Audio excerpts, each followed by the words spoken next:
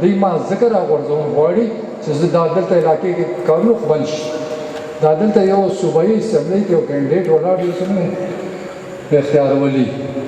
هغه الیکشن کمیشن ته درخواست کړی دی چې چونکې الیکشن اوس نشته دی او زه دویم نمبر راغلی ما ایم پی اے اناؤنس کړي ما دا پاگل دی که لیونی دی دا په کومه دنیا کې داسې کېدی او بیا یې پکې دا لیکلي چې پرویز سټک راځي او اعلانونه کوي نو دا پې بند کړي نو بېوقوفه چې کله پورې الیکشن اعلان نه شوی نو چا پلار مانی شروع کولی نه څوک ما روکولی شي نه داسې قانون شته نه داسې اختیار شته چې کله الیکشن اعلان وشي نو که زه قانون اعلان نه کوم ما دومره ډېر کړي چې تا مقابلاړو مونږ سره شته نه د تا هغه حیثیت نشته دی چې کومې خبرې ته کې زه د الله تعالی شکرګزار یم چې کله مقابله مونږ کړې دا ما ډېر بلاګان دلته راغورځولي ما ورن تقریر کولم هغه خدای دعا کوم د اپوزیشن